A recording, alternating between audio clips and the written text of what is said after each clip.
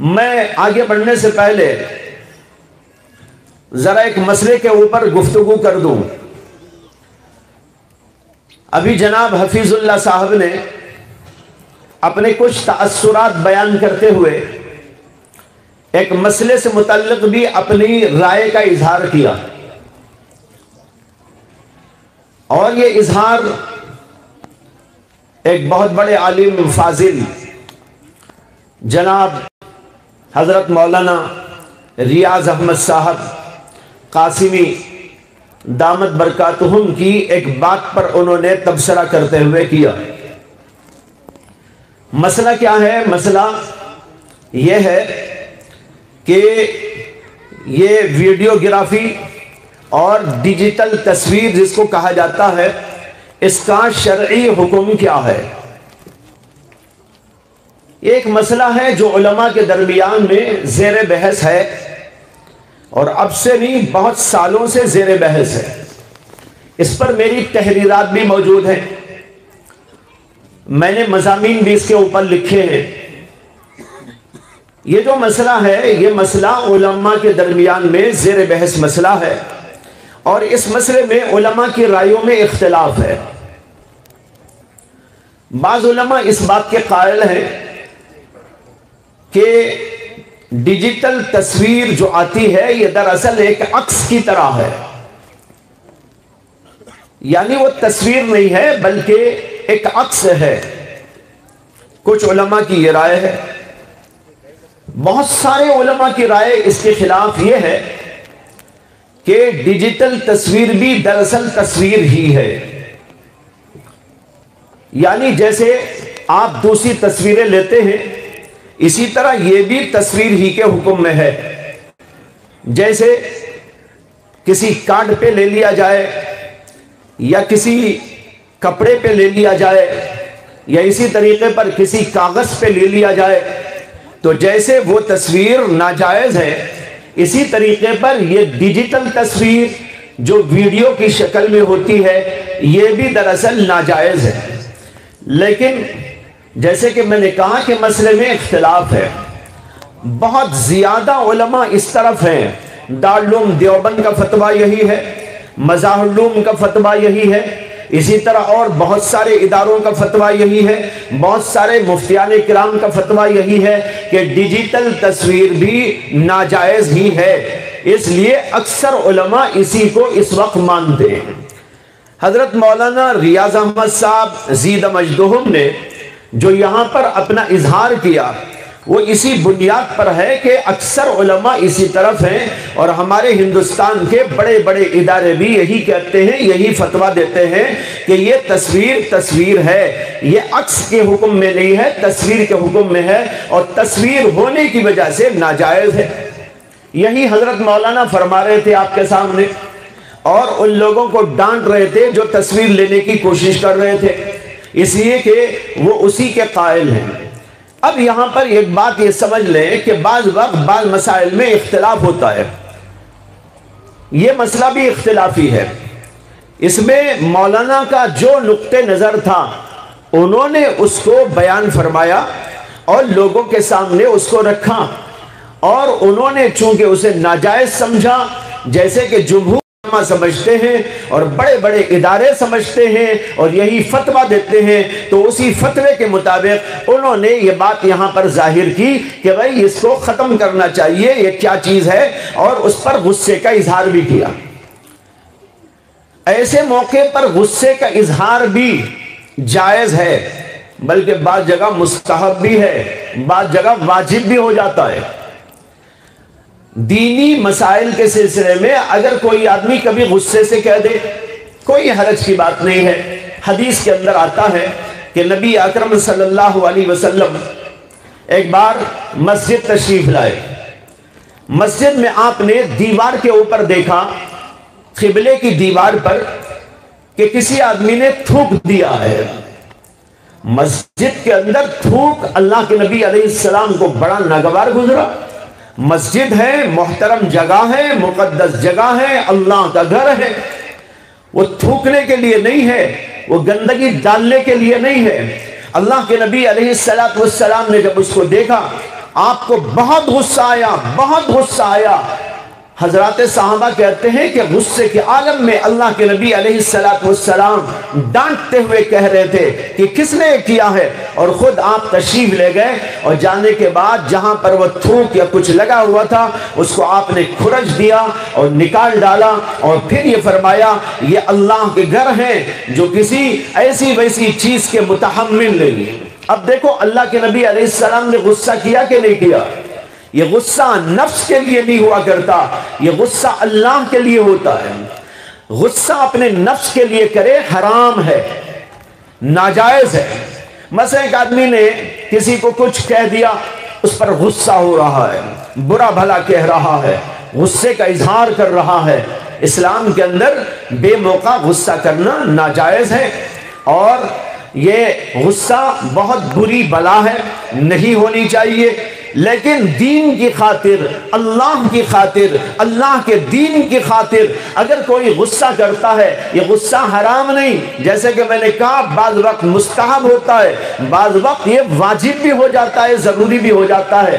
اگر کوئی آدمی سمجھتا ہے کہ یہ چیز ناجائز ہے اور اس کو روکنے کے لیے وہ اپنے غصے کا اظہار کرتا ہے اور کہتا ہے کہ اٹھاؤ اس کو، لے جاؤ اس کو، یہ کیا بدبختی کا کام کر رہے ہو، غلط کام کر رہے ہو، اس طرح کہنے میں کوئی مذائقہ نہیں ہوتا، کیونکہ یہ اللہ کے لیے غصہ ہے۔ جناب حفیظ اللہ صاحب اپنی تقریر میں فرماتے غصہ حرام، علماء خود کہتے ہیں بے شک غصہ حرام ہے اپنے نفس کے لیے، لیکن اللہ کے دین کے لیے غصہ کرے یہ جائز ہے۔ میں نے ابھی حدیث آپ کو سنائی، ایسی بہت ساری احادیث موجود ہیں جس میں اللہ کے نبی علیہ السلام کے غصے کا ذکر آتا ہے۔ ایک دفعہ ایسا ہوا کہ اللہ کے نبی علیہ السلام نے دیکھا کہ دو آدمیوں میں جھگڑا ہو رہا ہے اور قرآن کے کسی مسئلے کے اوپر بحث کر رہے، قرآن ایسا پڑھنا چاہیے، ایک آدمی کہتا نہیں قرآن ایسا پڑھنا چاہیے۔ اللہ کے نبی علیہ السلام نے غصہ کیا، اور وہاں پر حدیث کے اندر لفظ آتا ہے کہ اللہ کے نبی علیہ السلام کا چہرہ غصے کی وجہ سے بالکل سرخ ہو گیا، یعنی لال ہو گیا۔ صحابی اس کو بیان کرتے ہوئے کہتے ہیں اللہ کے نبی کا چہرہ سرخ اور لال ہو گیا، ایسا جیسے کہ یوں سمجھو کہ آپ کے گالوں کے اندر انار کے دانوں کا رس گھول دیا گیا ہو۔ عجیب تعبیر کی حضرات صحابہ نے۔ حضور اقدس صلی اللہ علیہ وسلم بہت حسین تھے، بہت جمیل تھے، آپ کی خوبصورتی تو ایسی خوبصورتی کہ اللہ نے دنیا میں کسی کو نہیں دی۔ آپ جب یوں ہی نارمل ہوتے تھے تب بھی حسین و خوبصورت ہوتے تھے، اور جب آپ کو غصہ آ جاتا تھا اور آپ کے چہرے انور پر لال لال ڈوریاں آ جاتی تھی تو وہ بھی بڑی خوبصورت معلوم ہوتی تھی۔ اسی کو پیش نظر رکھتے ہوئے ایک صحابی کہتے ہیں ایسا لگ رہا تھا گویا کہ اللہ کے نبی علیہ السلام کے گالوں کے اندر انار کے دانوں کا رس گھول دیا گیا۔ یہ تھے اللہ کے نبی علیہ السلام۔ اب میں بتانے چاہ رہا ہوں غصہ ہوئے نہ ہوئے غصہ، لیکن یہ اپنے نفس کے لیے غصہ نہیں تھا، یہ دین کے لیے غصہ تھا۔ اس لیے حضرت مولانا ریاض احمد صاحب زید مجدہم نے جو انہوں نے سمجھا اور ان کے نزدیک جو راجع تھا، ان کے نزدیک جو مفتہ بھی قول تھا، اس کے مطابق انہوں نے جس کو ناجائز سمجھا اس پر اظہار ناراضگی کیا اور غصے کا اظہار کیا، تو بھائی یہ ان کا بالکل حق ہے، ہمیں ان کی قدر کرنی چاہیے، اور ایسے علماء کی ضرورت ہے کہ بر وقت وہ جو چیز صحیح ہوتی ہے، ظاہر ہوتی ہے، اس کو بیان کر دیا کریں۔ ایسا ہونا چاہیے، ایسا نہیں کہ بھائی لیکن لپٹی بات ہو جائے، یہ بات اچھی نہیں ہوا کرتی۔ تو مولانا نے جو سمجھا اس کو انہوں نے بیان کیا، میں ان کی قدر کرتا ہوں، بڑی عزت کرتا ہوں، اور ان کو مبارکباد دیتا ہوں کہ انہوں نے جو چیز سمجھا، جس چیز کو انہوں نے حق سمجھا، اس کا برملا اظہار کیا اور پوری جرأت اور ہمت کے ساتھ میں اظہار کیا۔ یہ اللہ تبارک و تعالیٰ کی ایک دین ہے کسی بندے کے حق میں کہ اس کو جرأت حق اللہ عطا فرماتے ہیں۔ اب رہا ایک اور مسئلہ کہ بھئی اس میں دوسرے علماء کا نقطہ نظر کچھ اور ہے۔ ایک طویل زمانے سے میں بھی اسی نقطہ نظر کا حامل تھا سمجھتا تھا، میں نے کتابیں بھی لکھی ہیں، علماء حضرات جانتے ہیں، میں نے ان کے اندر یہی بات بیان کی ہے جو جمہور کے قول کے مطابق ہے کہ ڈیجیٹل تصویر بھی تصویر ہی کے حکم میں ہے۔ کیوں؟ یہ اس لیے لکھا گیا کہ ہمیں جو تحقیق ہوا اس دور میں وہ یہ تھا کہ جب یہ تصویر لی جاتی ہے تو پردے پر جو پرچھائیاں آتی ہیں وہ تو تصویر نہیں ہوتی، لیکن اندر ہوتی ہے تصویر۔ جب کیمرہ اس کو اخذ کر لیتا ہے تو اخذ کر کے اندر اس کو چھپائے رکھتا ہے، اور جب آپ اس کو کھولنا چاہتے ہیں تو وہ تصویر جو اندر موجود ہے وہ پھر پرچھائیوں کے ساتھ ظاہر ہو جاتی ہے، عکس نظر آتا ہے لیکن جو اندر موجود ہے وہ تصویر ہے۔ لہٰذا یہ حکم دیا گیا کہ چونکہ اندر تصویر موجود ہے، اگرچہ وہ نظر نہیں آتی لیکن ہے اندر تصویر، اس لیے ناجائز ہے۔ یہی بہت سارے علماء آج بھی کہتے ہیں، یہی میرا نقطہ نظر پہلے تھا، لیکن میں وہ کتاب لکھے ہوئے تقریباً 30 برس یا 25 برس ہو گئے جس میں نے اس سلسلے میں تحقیق بیان کی ہے، اور علماء کے درمیان الحمدللہ متداول ہے، لیکن اسی زمانے سے میں اس سلسلے میں مسلسل تگ و دو میں رہا، تحقیق میں لگا رہا کہ اس کی اصل حقیقت کیا ہے۔ اس لیے کہ بعض بڑے بڑے علماء کا نقطہ نظر اس میں یہ تھا، بعض زیادہ نہیں، بعض حضرات کا، کہ نہیں یہ تصویر نہیں ہے، یہ عکس کے حکم میں ہے، یہ ان کا نقطہ نظر تھا۔ اس وجہ سے میں اس سلسلے میں لگا رہا، جہاں جہاں اس سلسلے کا مواد ملتا تھا مطالعہ کرتا جاتا تھا، حقیقت تک پہنچنے کی کوشش کیا کرتا تھا۔ تو ابھی قریب سمجھو کہ 2-3 سال پہلے سے میرا نقطہ نظر اس سلسلے میں بدل گیا۔ اب میں یہ سمجھتا ہوں کہ یہ جو اس میں نظر آتا ہے یہ عکس کے حکم میں ہے، تصویر کے حکم میں نہیں ہے۔ کیوں؟ اس کی وجہ بھی بتا دیتا ہوں، چونکہ ماشاءاللہ یہاں علماء بھی موجود ہیں تو حضرات علماء کے سامنے اس خیال سے اس کا ذکر کر رہا ہوں تاکہ وہ اس پر غور فرما لیں، اور اس میں رائے اور مشورہ ہو سکتا ہے، اس لیے کہ یہ مسائل جدید مسائل ہیں، اور جدید مسائل کے سلسلے میں علماء کے درمیان میں اختلافات ہوتے ہیں، اور یہ علمی اختلاف ہے۔ علمی اختلاف کو علمی دلائل کے ساتھ سمجھتے رہنا، غور و فکر کرتے رہنا، معلومات کرتے رہنا، اور یہ بھی ہو سکتا ہے نقطہ نظر بدل جائے، پہلے ایک نقطہ نظر تھا بعد میں ایک اور نقطہ نظر ہو گیا، ہر دور کے اندر ایسا ہوتا چلا آیا ہے۔ میں ایک نظیر دیتا ہوں، مثال دیتا ہوں کہ ایک زمانے میں ہمارے علماء نے فتویٰ دیا تھا لاؤڈ اسپیکر پر نماز پڑھنا ناجائز ہے۔ اب یہ لاؤڈ اسپیکر رکھا ہے، بیان تو کر سکتے ہیں، اجازت تھی، لیکن نماز میں اس کے استعمال کو حرام قرار دیا۔ کیوں حرام قرار دینے کی وجہ یہ سمجھی گئی تھی کہ اس سے جو آواز نکل کر باہر محسوس ہوتی ہے وہ بولنے والے کی اصل آواز نہیں ہوتی۔ بولنے والے کی آواز، جیسے میں بول رہا ہوں، یہ آواز نکلی، اس کے ڈیل پر آ کر ختم ہو گئی، اور ڈیل میں آنے کے بعد یہ آواز بازگشت کی طرح عجیب جو ہے پیدا ہوئی، اور پیدا ہو کر وہ باہر پھیل رہی۔ علماء نے کہا، حضرت مولانا حکیم الامت اشرف علی تھانوی نور اللہ مرقدہ نے، حضرت شیخ الاسلام مولانا حسین احمد مدنی نور اللہ مرقدہ نے، ایسے بڑے بڑے اکابرین نے فتویٰ دیا اس زمانے میں۔ یہ فتویٰ آج بھی موجود ہے کتابوں کے اندر۔ اس میں فتویٰ دیا گیا تھا کہ اس آلے کے ذریعے سے نماز پڑھانا جائز نہیں ہے۔ کیوں؟ اس لیے کہ یہ آواز ایک نئی آواز ہے، بولنے والے امام صاحب کی آواز یہاں آ کے ختم ہو گئی، اب جو آواز پیچھے لوگوں کو جا رہی ہے وہ آواز امام کی آواز نہیں ہے، وہ ایک نئی کریٹ ہو کے آئی ہے آواز، وہ آواز امام کی آواز نہیں ہے۔ اس آواز پر نقل و حرکت کرنے لگے پیچھے والے، یعنی مصلی لوگ، اللہ اکبر کی آواز کہیں سے آ رہی ہے، ان کو امام کی آواز نہیں آ رہی، امام کی آواز تو ختم ہو گئی یہاں آ کر، اب جو آواز بڑی ہو کر پیچھے پہنچ رہی ہے یہ آواز اصلی امام کی آواز نہیں ہے۔ جب اصلی امام کی آواز نہیں ہے تو اس آواز کے اوپر نقل و حرکت کرنا، رکوع کرنا، سجدہ کرنا، سجدے سے اٹھنا، سلام کرنا اور تکبیر بولنا، یہ سب کچھ جو ہو رہا ہے یہ ایک غیر آواز کے واسطے سے ہو رہا ہے۔ اس آواز پر نقل و حرکت کریں گے تو نماز فاسد ہو جائے گی اور ٹوٹ جائے گی نماز۔ یہ فتویٰ کنہوں نے دیا؟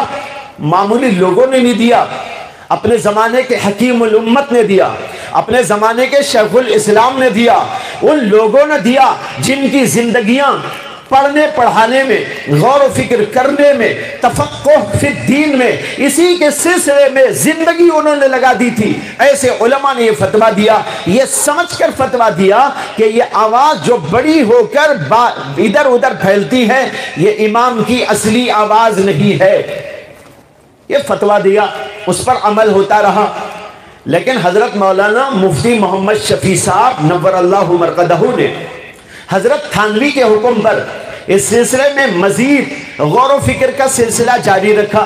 انہوں نے بھی فتویٰ پہلے یہی دیا تھا کہ اس پر نماز پڑھنا ناجائز ہے، نماز اس پر پڑھیں گے تو نماز فاسد ہو جائے گی، لیکن مفتی صاحب نے بڑے بڑے سائنسی اداروں سے تحقیقات کی اور انہوں نے سوال کیا سائنسی اداروں سے کہ جب کوئی شخص لاؤڈ اسپیکر پر کچھ بولتا ہے تو جو آواز لوگوں تک پہنچتی ہے یہ بولنے والے کی اصلی آواز ہے یا بولنے والے کی نقلی آواز ہے، یہ اصلی آواز ہے یا آواز بازگشت ہے؟ اس کے بارے میں تحقیق طلب کی بڑے بڑے سائنسی اداروں سے۔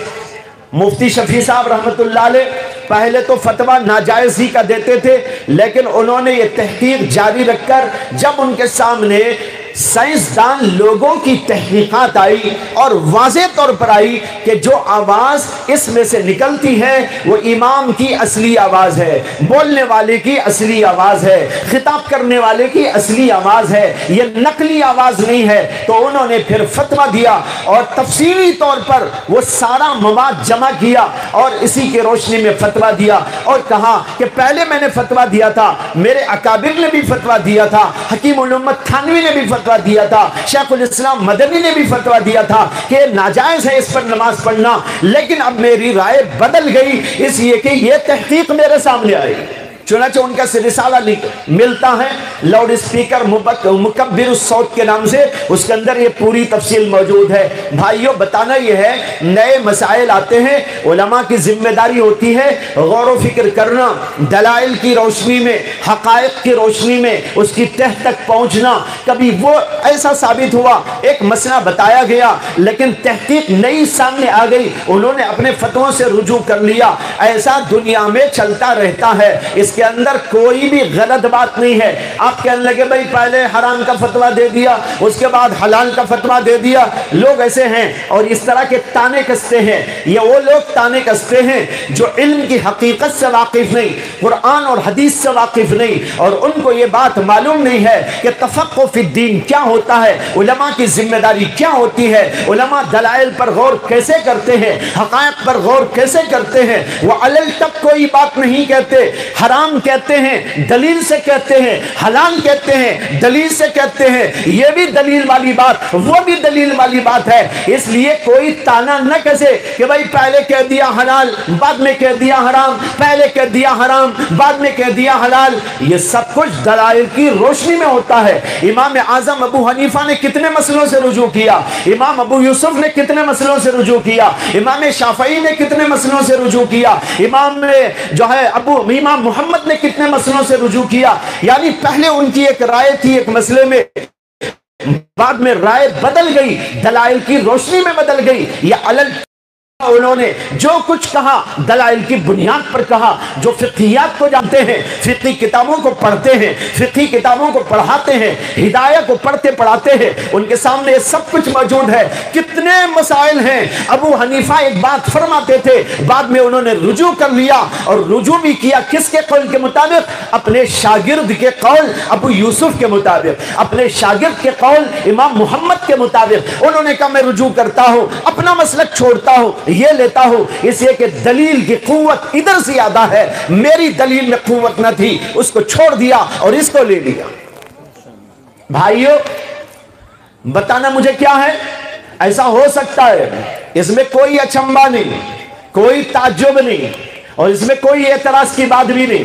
अब आइए असल मसले की तरफ जिसको मैं पेश कर रहा था। यह मसला भी ऐसे ही हुआ मेरे हक में कि मैं मुसलसल लगा रहा ये देखने के लिए कि इसमें जो तस्वीर आती है वो तस्वीर इस इतलाक उस पर होता है या महज अक्स का इतलाक उसके ऊपर होता है। ये तहकीक करते करते मैं इस नतीजे पर पहुंचा, और मैंने साइंसदानों का कलाम इस सिलसिले में पढ़ा, और इसी तरीके पर उन अरब उलमा का कलाम भी पढ़ा जो इस सिलसिले में जानकारी रखने वाले, और पूरी तहकीक के बाद इस सिलसिले में उन्होंने कुछ लिखा है। अलल तक लिखने वालों की बात नहीं कर रहा हूं, उन फुकहा की बात कर रहा हूं जो जिम्मेदाराना तौर पर गौर करते हैं, जिम्मेदाराना तौर पर लिखते हैं, तफक्को के बाद लिखते हैं, हकीकत को जानने के बाद लिखते हैं। उनका कलाम भी मैंने पढ़ा। इसी तरीके पर हमारे हिंदुस्तान में और बाजू पड़ोस मुल्क में जो उलमा इस सिलसिले की हकीकत से वाकिफ होकर जो फतवे इस सिलसिले में लिखे हैं, मैंने उनको भी पढ़ा। इन सारी तफसीलात को पढ़ने के बाद, एक तरफ साइंसदानों की तहकीक पढ़ने के बाद, दूसरी तरफ अरब उलमा में से जो लोग इस फन से वाकिफ होकर लिखने वाले हैं उनके कलाम को पढ़ने के बाद, और तीसरे हिंदुस्तान और पाकिस्तान के उन उलमा की बात जिन्होंने इस फन को समझने के बाद हकीकत हाल की तरफ रोशनी डाली, उनके कलाम को पढ़ने के बाद मैं इस नतीजे पर पहुंचा कि इसमें अंदर भी तस्वीर नहीं होती, बाहर भी तस्वीर नहीं होती। अंदर तो ये डिजिटल है। डिजिटल का मतलब ये है कि कुछ हुरूफ और नुकूश होते हैं, कुछ आदाद और शुमार होते हैं। जब ये अक्स करता है कैमरा तो अंदर जाने के बाद कोई तस्वीर वहां पर नहीं होती। अब मेरी तस्वीर ली जाए तो मेरा कोई चेहरा वहां पर नहीं होता, कहीं पर भी नहीं होता। अलबत्ता कुछ हुरूफ और नुकूश की शक्ल इख्तियार कर लेती है, और फिर जब वो नुकूश और हुरूफ को जारी करना चाहते हैं तो तस्वीर की शक्ल में यानी अक्स की शक्ल में नजर आने लगता है। इसलिए ये अक्स जो नजर आता है यह अक्स के हुक्म में है। अंदर भी कोई तस्वीर नहीं, बाहर भी कोई तस्वीर नहीं। ये तहकीक होने के बाद मैंने इस सिलसिले में एक रिसाला भी लिखा, लेकिन वो अब तक इसलिए शाये ना हो सका कि लॉकडाउन का जमाना चल रहा था और मुसलसल जो है हालात खराब चल रहे थे, और तमाम इदारे और तमाम जो है इस तरह के तबाद करने वाले इदारे सब बंद पड़े हुए थे। इसलिए और भी मेरी कई किताबें हैं जो इस दरमियान में लिखी गई। तकरीबन 10 किताबें हैं जो लॉकडाउन के जमाने में अख्तर ने लिखी अल्लाह के फजल से, करम से, लेकिन वो अब तक शाये इसलिए न हुई कि सिलसिला जैसे कि आप देख रहे हैं तमाम चीजों की बंदिश का था, लॉकडाउन का था, इसलिए तबाद का सिलसिला नहीं हो सका है। बताना ये चाहता हूं ये एक दूसरा नुक्ते नजर है। अब मैं अपने नुक्ते नजर के मुताबिक अमल करूं और उन उलमा के मुताबिक जो इसको जायज करार देते हैं, और मौलाना तशरीफ लाए, उन्होंने अपने ख्यालात का इजहार किया, उन्होंने अपने नुक्ते नजर का इजहार किया और उसके ऊपर गुस्से का इजहार किया। उनको भी बिना शक व शुबा वो हक हासिल है और हमको भी हक हासिल है कि हम अपनी बात पेश करें। इसमें एक दूसरे की तरदीद, एक दूसरे की तनकीस, एक दूसरे के साथ में कोई बुरा सलूक, एक दूसरे को बुरा समझना यह हरगिज जायज नहीं। बात समझ में आई कि नहीं आई भाई? इस मसले पर इतना तफसीली कलाम अवामी मजमे में कभी मैंने नहीं किया था। उलमा के मजमे में तो कई जगह हो गया, लेकिन चूंकि उठ गया मसला, मैं क्या करूं? मैं तो नहीं चाहता था कि बोलूं, लेकिन अजीब इत्तेफाक हुआ कि जो है हजरत मौलाना ने अपनी राय का इजहार किया और बिल्कुल बरहक किया। बार बार कहता हूं बरहक किया, बरहक किया, बरहक किया। उनका उसको पूरा हक था, पूरा हक था, पूरा हक था। मुझे और किसी को उन पर रद्द करने का कोई हक नहीं है, ये अच्छी तरह आप समझ लेंगे। और मैं अपना जो नुक्ते नजर रखता हूं, वो अपना नुक्ते नजर जो पहले था वो भी बयान कर दिया, तहकीकात क्या सामने आई उसको भी मैंने बयान कर दिया, और मैंने ये भी बताया कि मैंने किताब लिख दी है और सारे हवाले उसके अंदर दर्ज हैं। अल्हम्दुलिल्लाह उस किताब के अंदर एक बात और है, चूंकि उलमा हजरात यहां मौजूद हैं, इसलिए ये अर्ज करने की भी जुर्रत इसलिए कर रहा हूं ताकि उलमा मुझे मशवरा दे सके। मैंने उसके अंदर एक अहम बाब ये कायम किया है कि अक्स का हुक्म क्या है शरीयत में। बहुत सारे लोग ये समझते हैं कि अगर ये तस्वीर नहीं है, अक्स है तो जायज नहीं, जायज होने के हुदूद हैं। ये कब जायज कब नाजायज, इसके जो हुदूद हैं इसके ऊपर मैंने बहुत तफसीली कलाम किया है। शायद 50 सफ़े से ज़्यादा उस रिसाले के अंदर इसी पर बहस है कि किन किन हालात में अक्स से फ़ायदा उठाना जायज़ और किन हालात के अंदर अक्स का इस्तेमाल नाजायज़। ये एक फ़िक़ही ज़ाब्तों के तहत, फ़िक़ही तहक़ीक़ात के तहत में पूरे का पूरा बाब लिखा गया, बल्कि पूरी ही किताब अल्हम्दुलिल्लाह फ़िक़ही तहक़ीक़ात से लबरेज़ है। यह बताना चाहता हूँ ये अपने अपने नुक्ते नजर की बात है, जिसको हर आदमी अपना हक समझकर इस्तेमाल करता है, कर सकता है, लेकिन एक दूसरे की ऐसी तरदीद ना करे जिससे तनकीस हो, तौहीन हो या उनके जो है हक को छीनने की बात आए। ये बात नामुनासिब है। लेकिन जनाब हफीजुल्लाह साहब ने अपनी जा राय का इज़हार किया, उन्होंने कहा कि भाई ये ऐसा नहीं होना चाहिए था। मैंने इसीलिए थोड़ी सी वजाहत जनाब के सामने करना मुनासिब समझा ताकि हुदूद के अंदर रहते हुए हम सब कुछ करें, कहीं हुदूद से फलांग न जाए। बात समझ में आ गई भाई?